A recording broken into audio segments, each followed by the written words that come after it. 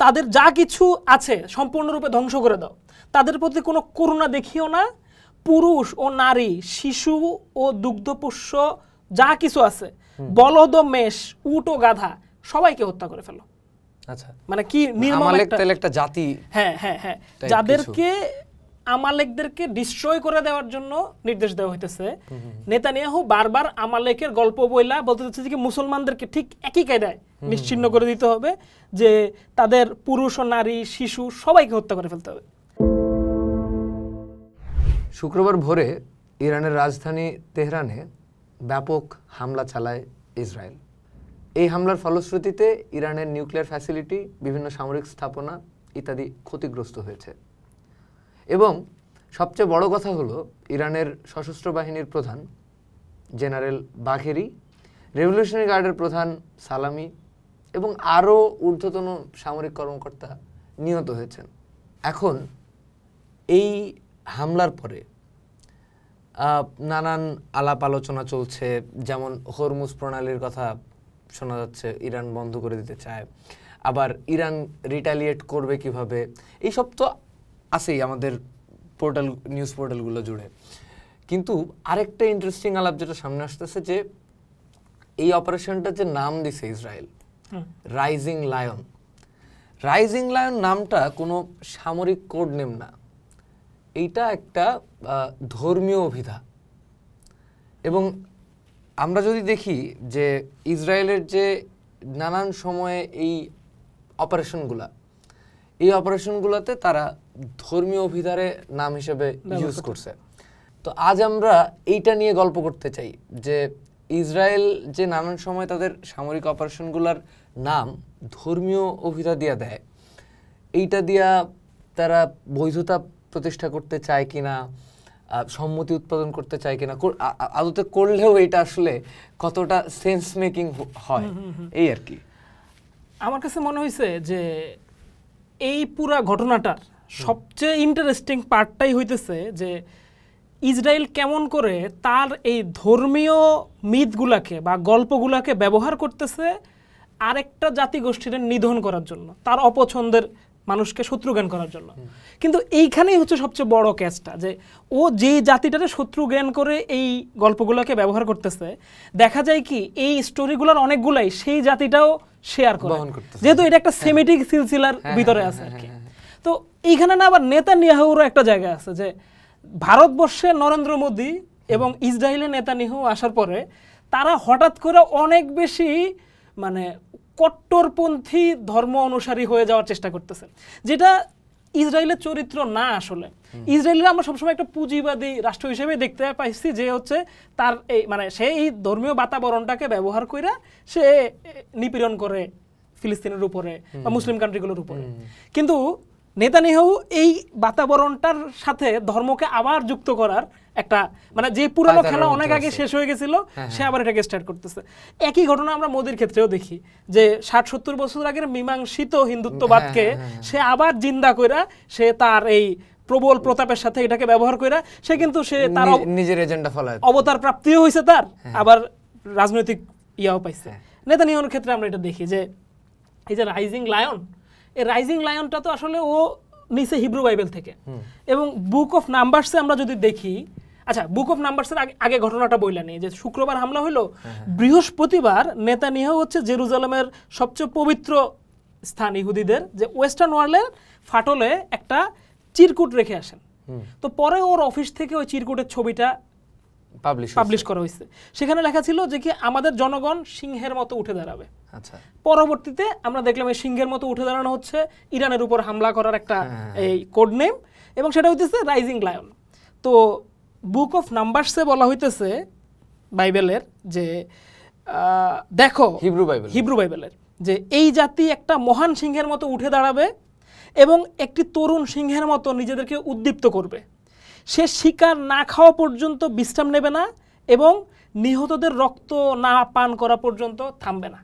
আচ্ছা, এইটা বোঝার আগে যেটা বুঝতে চাই, যে হিব্রু বাইবেলের কথা আপনি বলেন, যে হিব্রু বাইবেল আর খ্রিস্টান বাইবেলের মধ্যে তাইলে তফাৎটা কি? আবার একটু আগে যেহেতু আমরা আপনি সেমিটিক সিলসিলার কথা বলেই শুরু করলেন, তো সেমিটিক সিলসিলায় তো কোরআনও আসলে মানে ইসলামও তো সেমিটিক সিলসিলারই ধর্ম। তো সে যে সমস্ত অভিধা বলি, মিথ বলি, এগুলো ইউজ করে, এগুলার উল্লেখ হিব্রু বাইবেলে থাকাটা স্বাভাবিক, খ্রিস্টান বাইবেলেও আছে কিনা, আবার কোরআনেও কোথাও কোথাও উল্লেখ আছে কিনা, এটা আমাদের এখানে একটা কনফিউশন তৈরি হয় মাঝে মধ্যে যে হিব্রু বাইবেল আর বাইবেল এটা পার্থক্যটা কি, বা ইহুদিদের ধর্মগ্রন্থটা আসলে কোনটা। আচ্ছা, মুসলমানরা তো খুব ভালো করেই বুঝে যে 4টা বড় আসমানি কিতাব, তাওরাত, জাবুর, ইনজিল, কোরআন। তো খ্রিস্টানদের ক্ষেত্রে আমরা যদি খ্রিস্টান বাইবেলটারে দেখি, তো আমরা জানি ওটাতে তো বাইবেলই বলা হয়, কারণ এই বাইবেলের আবার 2টা পার্ট, মানে মোস্ট অফ দ্য সবগুলাতেই আবার অনেক সাবগ্রুপ আছে, সেটা তো আমরা জানি। গ্রোসলি আমরা যদি দেখি ওল্ড টেস্টামেন্ট, নিউ টেস্টামেন্ট, তো নিউ টেস্টামেন্টের পুরোটুকুই হচ্ছে যে কি ঈসা আলাইহিস সালামের আসার পর থেকে বাকি গল্পটুকু তাদের। তো নিউ টেস্টামেন্টের ভিতরে এই যে gospel of John, gospel of Matthew, 4টা গসপেল আছে, আরো কিছু জিনিসপত্র আছে। ওল্ড টেস্টামেন্ট হচ্ছে ঈসার আগ পর্যন্ত অন্য যে মুসার কাছে যেটা আসছে, দাউদের কাছে যেটা আসছে, ওই গল্পগুলোর আলাপ হচ্ছে ওল্ড টেস্টামেন্টে আছে। বাইবেলকে বলা হয় মূলত বুক অফ বুকস, এটার ভিতরে অনেকগুলা বই আছে। আবার ওল্ড টেস্টামেন্টও আবার কিন্তু বুক অফ বুকস এক রকমের, মানে আমাদের যে 4টা আসমানি কিতাব, তাওরাত আফটার ক্রাইস্ট আর একটা হচ্ছে বিফোর ক্রাইস্ট, তাওরাত, জাবুর, ইনজিল আর কোরআন। কোরআনকে ফেলে দিলে তাওরাত, জাবুর, ইনজিল রে একসাথে করলে যেটা হয় ওটা হচ্ছে বাইবেল। যদিও মুসলমানরা আমরা বলি যে এটা বিকৃত, কিন্তু এই 3টারই একত্রিত। বাইবেল শুধু ইনজিল না, কিন্তু এটা একটু বোঝা দরকার আছে। ইনজিল হচ্ছে জাস্ট নিউ টেস্টামেন্টকে আমরা বলতে পারি। তাওরাত আর জাবুরও কিন্তু খ্রিস্টানদের ধর্মগ্রন্থ, যেটা ওল্ড টেস্টামেন্ট, সেইখানেও আবার 2টা পার্ট আছে ওল্ড টেস্টামেন্টেরও।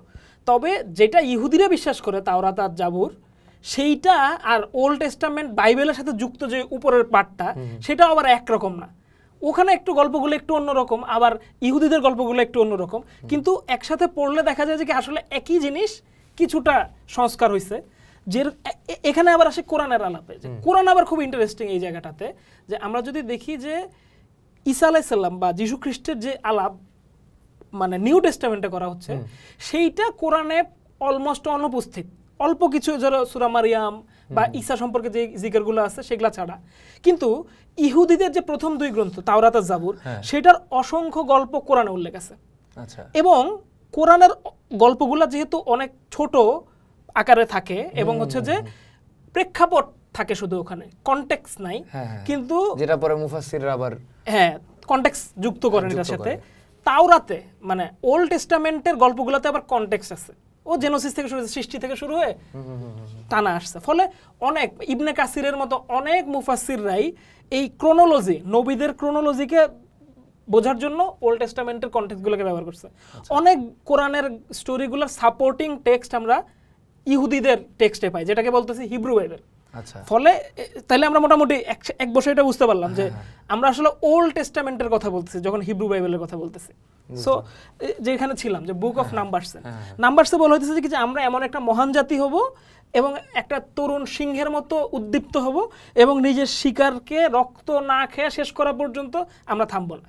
নেতানিয়াহু বোঝা যাচ্ছে যে কি যে সে হইতেছে সেই তরুণ সিংহ, যে দেখো এখানে কি ভয়ঙ্কর বিষয় যে শিকারের রক্ত পান করার আগ পর্যন্ত সে শান্ত হবে না। এবং অর্থাৎ এখানে বোঝা হচ্ছে যে এখানে বিজয়ের জন্য তাকে পরাস্ত করাই যথেষ্ট না। এই অতৃপ্ত এই হিংসা হইতেছে যে কি রক্ত পান করে একদম জিরজিরা করে ফেলা পর্যন্ত এটাকে শেষ করবো না। এটা থেকে ইসরায়েলের সামরিক মনস্তত্ত্বটারে অনেকেই এইভাবে ব্যাখ্যা করতেছে যে কি যে শুধু পারমাণবিক স্থানকে ধ্বংস করেই এ শান্ত হবে না, সে হইতেছে যে কি তার ভিতরে সিংহকে জায়গায় তুলতে চায়, যেটা শিকারের অস্তিত্বকে একদম নিশ্চিহ্ন করে দিতে চায়। আবার যদি আমরা এর একটু পিছনে যাই, যে গাজায় যে হামলাটা তারা যখন শুরু করলো, বা এর আগের বেশ কয়েকবার নেতানিয়াহুর বিভিন্ন বক্তব্যে আমরা আমালেকের ফরমানের উল্লেখ দেখতে পাই। আমালেকের কথা বুঝতে চাই, এটা আমরা আমরা বাইবেলের ওল্ড টেস্টামেন্টের বুক অফ স্যামুয়েলে নবী স্যামুয়েলকে দেখি যে কি যে রাজা শলকে নির্দেশ দেওয়া হইতেছে যে কি আমালেককে আঘাত করো এবং তাদের যা কিছু আছে সম্পূর্ণরূপে ধ্বংস করে দাও, তাদের প্রতি কোনো করুণা দেখিও না, পুরুষ ও নারী, শিশু ও দুগ্ধপোষ্য যা কিছু আছে, বলদ ও মেষ, উট ও গাধা সবাইকে হত্যা করে ফেলো। আচ্ছা, মানে কি নির্মম একটা জাতি, যাদেরকে আমালেকদেরকে ডিস্ট্রয় করে দেওয়ার জন্য নির্দেশ দেওয়া হইতেছে। নেতানিয়াহু বারবার আমালেকের গল্প বইলা বলতে চাচ্ছে যে মুসলমানদেরকে ঠিক একই কায়দায় নিশ্চিহ্ন করে দিতে হবে, যে তাদের পুরুষ ও নারী শিশু সবাইকে হত্যা করে ফেলতে হবে। এখন এই যে ওল্ড টেস্টামেন্টে রাজা শাউলকে এই নির্দেশনা দেওয়া হইতেছে, কোরআনে আমরা কিন্তু এইটার একটু ইঙ্গিত দেখতে পাই। আমালেক শব্দটা উল্লেখ না থাকলেও এই ঘটনার একটা মাইল্ড ভার্সন দেখতে পাই। কারণ ইসলাম কিন্তু আবার যুদ্ধের ক্ষেত্রে নারী শিশু হত্যার ক্ষেত্রে কিন্তু খুব রিজার্ভ, ও কোনোভাবেই কখনোই এটাকে সমর্থন করে না। আমরা সূরা বাকারা 246 থেকে 252 নম্বর আয়াতে তালুত আর জালুত যুদ্ধের প্রসঙ্গে যে আলাপ দেখতে পাই, এটাকে বহু মুফাসসিররা আল মালিক আমালেক এর ঘটনা হিসেবে উল্লেখ দেখতে পাই আর কি। এবং ইবনে কাসিরও বলতেছেন যে কি এটা মুসার যুগের ওই নির্যাতনকারী জাতি আমালিকদেরকে ডিস্ট্রয় করে দেওয়ার কথাই বলা হইতেছে। তো আমাদের মানে এখানে কথাটা হচ্ছে যে ব্যাপারটা কিরকম, যে যেই স্টোরিটা ব্যবহার করে, আমি যে স্টোরিটা ব্যবহার করে তোমাকে মারতে চাই, তুমিও কিন্তু ওই স্টোরিটা বিশ্বাস করো। ওই যে ওকে নিধন করেছে, ও যে শত্রু, এটা কিন্তু আমি তুমি একমত। তাহলে তুমি আমার উপরে কি এই স্টোরি ব্যবহার করতে পারি, মানে আমি তোমার উপরে এই স্টোরি ব্যবহার করতে পারি কিনা। আবার ধরো ওরা একটা মিসাইল ব্যবহার করতেছে, এই মিসাইলটার নাম দিয়েছে জেরিকো ব্যালিস্টিক মিসাইল। তো এই জেরিকো হইতেছে প্রাচীন ফিলিস্তিনের জেরিকো শহর। তো বাইবেলের বুক অফ জোশুয়াতে আমরা দেখতে পাই যে কি জোশুয়ার নেতৃত্বে ইসরায়েলিরা বাঁশিতে ফু দিয়ে জেরিকোর প্রাচীর ধসিয়ে শহর দখল করে নেয়। তো আমরা কোরআনেও দেখতে পাই সূরা মায়েদার 20 থেকে 26 নম্বর আয়াতে পবিত্র ভূমির যে উল্লেখ করা আছে, সেইখানে কিন্তু এই জেরিকো ফিলিস্তিনি অঞ্চলকে বোঝানো হচ্ছে। এটা অনেক মুফাসসিররাই কিন্তু এই কথা বলতেছেন, অর্থাৎ যেটা আমি বললাম যে ওয়ার্ড টু ওয়ার্ড আমরা পাবো না, কিন্তু যেই জমিনের আলাপ করা হচ্ছে সেই জমিনটাকে এখানে দেখানো হচ্ছে। এবং এইখানেও ওই নগর জয় করার কথা বলা হচ্ছে। তাহলে ইসরায়েলিরা যেই নগর জয় করার কথা বলতেছে, মুসলমানরাও সেই নগর জয় করার কথা বলতেছে, কিন্তু ইসরায়েলিরা আবার আজকে যেই মিথ ব্যবহার করে আমাদের উপর নিপীড়ন করতেছে, সেই মিথটা তো আমাদেরই মিথ। আবার একই কথা আসলো এখানে।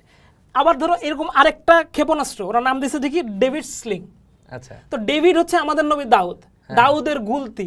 এটা খুবই প্রচলিত কোরআনে সোজাসুজি আমরা সূরা বাকারায় 289 থেকে 251 নম্বর আয়াতে তালুত বাহিনীতে তরুণ দাউদ কিভাবে তালুতকে হত্যা করলো এই ঘটনার উল্লেখ দেখতে পাই।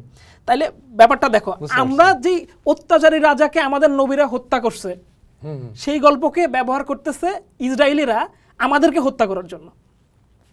আরেকটা মজার বিষয় যে ও কিরকম ইকুইপড এই স্টোরিগুলা নিয়ে, তার উদাহরণ দেখতে পাই আমরা হচ্ছে যে ওরা এআই টেকনোলজিগুলোকে ব্যবহার করতেছে, সেইখানেও তারা ধর্মগ্রন্থের শব্দকে ব্যবহার করতেছে, মানে এআই এর নাম দিছে ধর্মীয় নামে। এবং সেই এআই কি, সেই এআই হচ্ছে যে কি বোমা ফেলার জন্য যে লক্ষ্যবস্তুকে নির্ধারণ করবে, সেই নির্ধারণ করার জায়গা কোন প্ল্যাটফর্ম, মানে একটা এআই প্ল্যাটফর্ম টার্গেট সেট করতেছে। একটার নাম হচ্ছে হাবসোরা, একটার নাম হচ্ছে লেভেন্ডার। হাবসোরা শব্দের অর্থ হচ্ছে সুসমাচার বা ইনজিল, সুখবর। হ্যাঁ, এইটার মানে এই যে সুসমাচার, মানে ঈসা আলাইহিস সালামের কাছে সুসমাচার আসছে, ঈসা আলাইহিস সালামের কাছে যে ফেরেশতা এসে যেটা বলে যাচ্ছে, কোরআনে তো আমাদের ঈসা আলাইহিস সালামকে অনেক সম্মানের জায়গায় রাখা হয়েছে এবং অনেকবার বলা হয়েছে যে তার কাছে যে শুভ বার্তা চলে আসছে।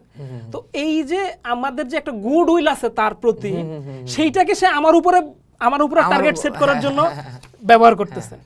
আবার আমি যেই গল্পটা দিয়ে শেষ করতে চাই সেটা এটা হইতেছে যে তারা সিরিয়ায় যেমন সামরিক হামলা চালাইলো ইসরায়েল, তখন তারা সামরিক স্থাপনাগুলোকে লক্ষ্য করে যে অভিযান চালাইছে, এটার নাম দিছে হচ্ছে অ্যারো অফ বাশান। তো এইটা হইতেছে সিরিয়ার দক্ষিণ আর জর্ডান নদীর পূর্ব অঞ্চলকে নির্দেশ করতেছে, আসাদ ক্ষমতায় থাকার অবস্থায়। এখন বাশান রাজাকে পরাজিত করার ইসরায়েলিরা যেই অঞ্চলকে দখল করছিল ওই টেস্টামেন্টের সময়ে, সেই ঘটনাটাকে আবার ফিরে আনতে যাচ্ছে।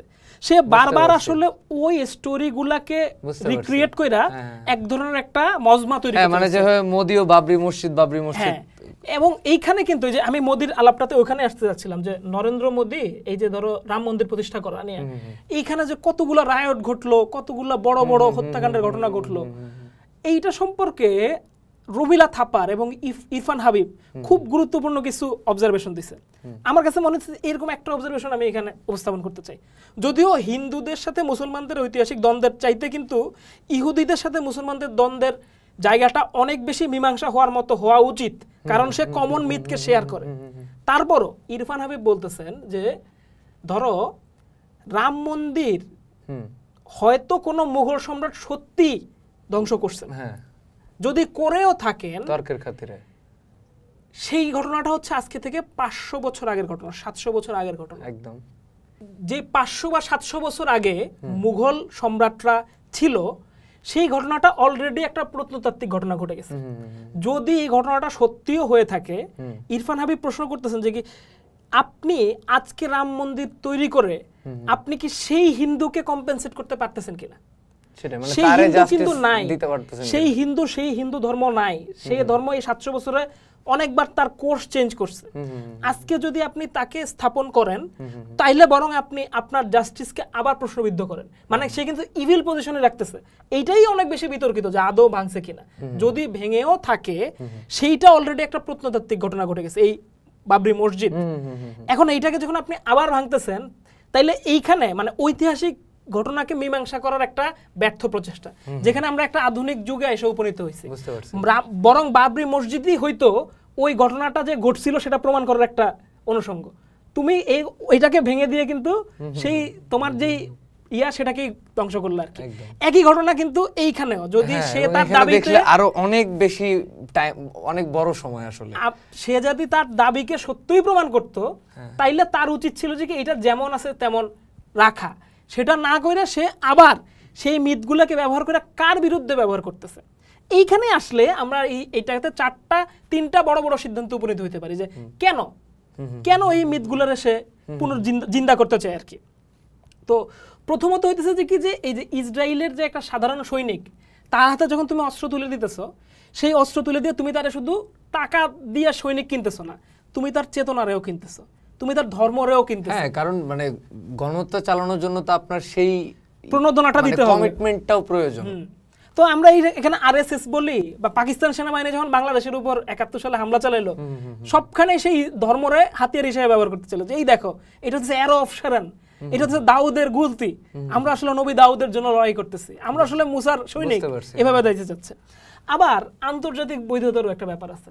আমরা দেখলাম যে কি যে ইহুদি এবং খ্রিস্টানরা যে মিথ একসাথে দেয়া নেয়া করে, সো ও যখন খ্রিস্টান লবির সামনে এই গল্পগুলাকে নিয়ে যায়, তখন খ্রিস্টানদের মনে হয় যে কি যে আচ্ছা আমার গল্পই, আমরাই জিততেছি মনে হয়, আমরাই আমাদের করতেছি। কিন্তু সে এটা বুঝতে পারতেছে না যে এই মধ্যপ্রাচ্যের ভূমিটার যে সেমিটিকদের আবাসস্থল। তো এই সেমিটিকরা সবাই, এমনকি যে কুর্দরা, ইয়াজিদিরা, তারাও এই মিথগুলো শেয়ার করে, জোরাস্টানরাও এই মিথগুলো শেয়ার করে। সো এইটার যে একক আধিপত্য প্রচেষ্টা, আধিপত্য নির্মাণের প্রচেষ্টা, এইটা একটা খুব ভয়ঙ্কর বিষয় আর কি। আরেকটা হইতেছে যে কি প্রতিপক্ষকে অমানবিকরণ, যেটা আমরা এইটা শুরুর থেকে বলে আসতেছি, যে এই যে আমালেক হিসেবে মুসলমানদেরকে উপস্থাপন করা, এইটাতে একটা বিমানবীকরণ না। আমরা দেখতে পাই যে কি আইসিসি যখন এই দক্ষিণ আফ্রিকাতে আন্তর্জাতিক আদালতে যখন ইসরায়েলের বিরুদ্ধে গণহত্যার মামলা হইল, সেখানে এই নেতানিয়াহুর এই বক্তব্যকে ধরে আলাপ করা হয়েছিল যে আমালেকদের উপর যেভাবে তারা নির্মূল অভিযান চালাচ্ছে, এই যে আমালেক বা এই ধরনের ট্যাগ দিয়ে আসলে তারে মানুষের থেকে একটু নামায় ফেলা, আচ্ছা ওরে ঐতিহাসিকভাবে পরাজিত হইছে। মানে আমরা যেরকম বলি না যে ফেরাউন তো খুব খারাপ, তো এখন যখন আবার ফেরাউন নমরুদের গল্প বললে আমি আরেকজনকে ট্যাগ করতে চাই, সে তো বিমানবীকরণ হয়।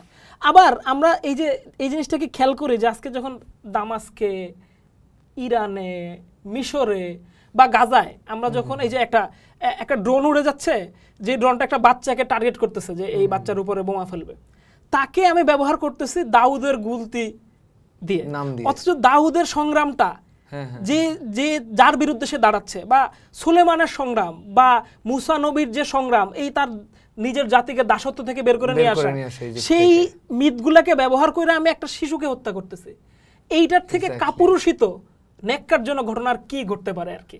ফলে আমার র্যাপ আপ হইতেছে এই জায়গাটাতেই, যে তাকে আসলে তার গল্প দিয়েই আমাদের আঘাত করতে হবে। আমরা বরং আমাদের সেমিটিক ঐতিহ্যরে ভুলে যেতেছি। এইটা নিয়ে আরো বেশি একাডেমিয়াতে কথা হওয়া দরকার, যে যেই কমন স্টোরিগুলা দিয়ে আমার রিভিলাইজ করা হইতেছে আমি সেই স্টোরির হিস্সা বহন করি। আজকে যদি পৃথিবীতে 150 কোটি মুসলমান থাকে, তারা সবাই দাউদের সন্তান, একদম। তো তাহলে তারা দাউদের শত্রু হিসেবে তুমি দেখাইতেই পারো না, প্রতিপন্ন করতেই পারেন না। So, হ্যাঁ, that's it. সেটাই। আজকের গল্পে আমরা যতদূর পৌঁছালাম তাতে বোঝা গেল নেতানিয়াহু বা ইসরায়েল যে আগ্রাসন চালায়, যে নাম দিয়ে আগ্রাসন চালায়, অর্থাৎ ধর্মীয় অভিধাগুলো ব্যবহার করে, মিথ ব্যবহার করে, সেই মিথগুলো যাদের উপর আগ্রাসন চলছে, অর্থাৎ ফিলিস্তিনিরা, ইরানের মানুষ হোক, মানে মধ্যপ্রাচ্যে যাদের উপরে ইসরায়েল এই আগ্রাসন চালায়, তারাও সেই মিথগুলো বহন করে। ফলে এই যে ডাবল স্ট্যান্ডার্ড, এইটার আসলে কোনো যুক্তি নাই, অন্তত এই আধুনিক সময়ে এসে। আর মোদি হোক, নেতানিয়াহু হোক, তারা ধর্মকে প্রতিনিয়ত, কিংবা এই যে 500 বছর, 700 বছর বা 2000 বছর আগে আমরা যদি দাউদকে ধরি, বা তারও আগে হয়তো, এই সমস্ত মিথরে আবার প্রতিষ্ঠা করতে চাওয়া একান্তই তাদের রাজনৈতিক এজেন্ডা, রাজনৈতিক স্বার্থ, ব্যবসা বললেও খুব ভুল বলা হয় না। তো এর মধ্য দিয়ে আসলে ন্যায় প্রতিষ্ঠা হওয়ার সুযোগ নাই। পোস্ট দেখুন, ভাবুন, করুন, থাকুন পোস্টের সাথে।